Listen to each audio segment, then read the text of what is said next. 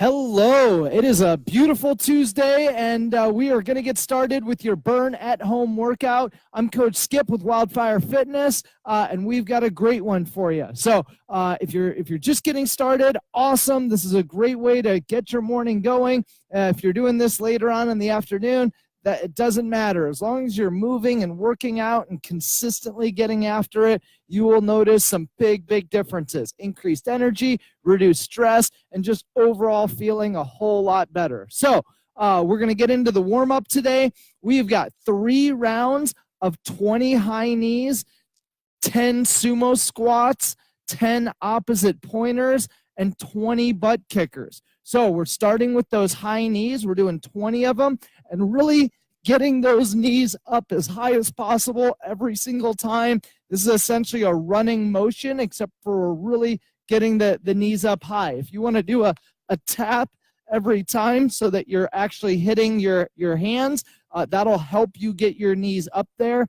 On this one, right plus left is going to equal 1 rep. So 1, 2, 3, you get the point. If you need to do more of a standing march here, the impact is an issue, then just the same thing, just a slower motion, 2, 3, and just get those knees as high as possible every time.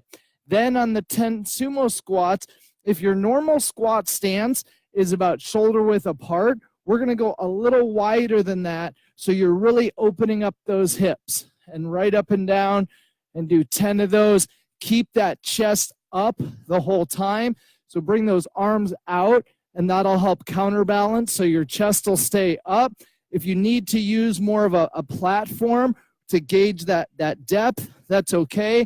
And just sit down and stand up each time. The other thing you can do here is just hold on to an object like a door jamb or the back of a couch and do the same motion. But by holding on, we're just decreasing the resistance on our hips. And so that'll help you get a little bit lower on there. Next, we've got 10 opposite pointers. You're going to be on all fours, and you're going to be going left arm, right leg, and then left arm, left leg, right arm. And just switching back and forth. Really squeeze that butt every time. Squeeze the shoulder blade, and that way you're really getting a good rep. Again, right plus left equals 1. So it's 1, 2, 3.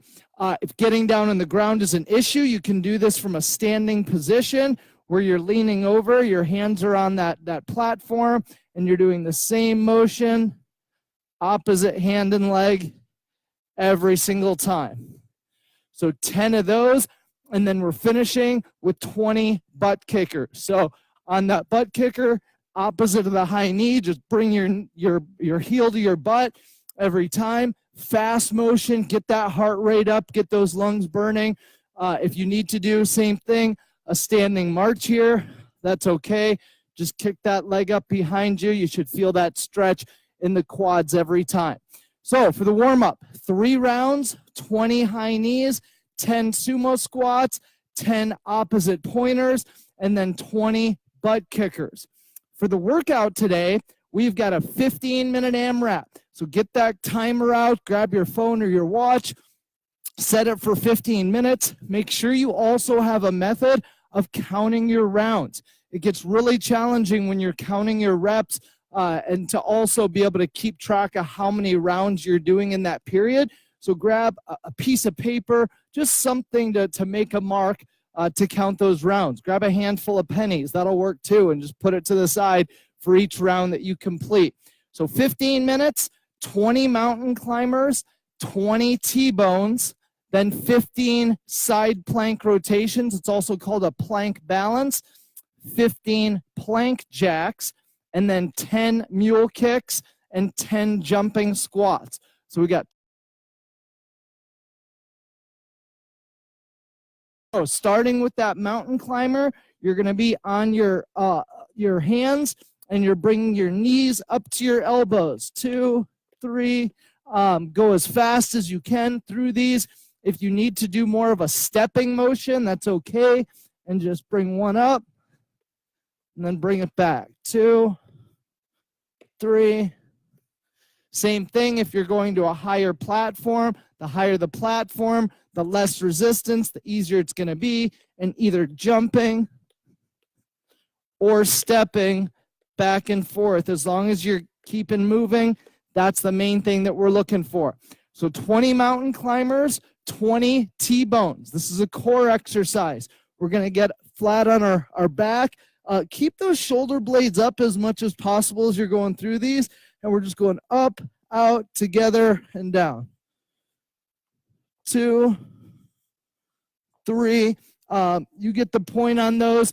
Really squeeze that core, really get some good core work out of this.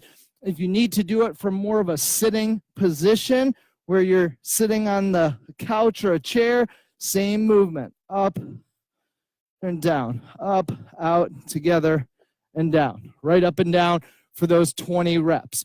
Next, we're going to be getting into the plank balance, also called the side plank rotation. You're going to be on your forearms. Keep that torso straight and just going back and forth. 1, 2, 3. If you need to go off your knees here, you can do that. And right up and down. You can also use your platform. If you're doing it from a platform, I'd suggest going on your hands instead of your forearms and do the same motion back and forth here. Just really open up those shoulders every time. After your 15 plank balance or side rotations, you're going to be doing 15 plank jacks. So we're either on the hands or on the forearms again, and just like a jumping jack, you're going out and back. 2, 3, 4. If you need to do more of a stepping, that's fine. 1, 2, 3, 4, or same thing from a higher position. Or stepping back and forth. After your 15 plank jacks, we've got 10 mule kicks. On that mule kick, you're going to be bending at the waist, kicking that opposite leg behind you, and feeling that stretch through your hamstring and glute. Make sure you keep that plant leg, that foot flat on the ground. 1,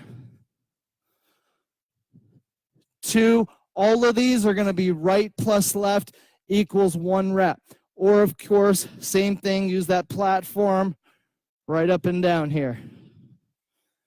And that way you're not getting quite as far over every single time. And really kick that leg back so you get that good movement. Best range of motion possible is what we're looking for.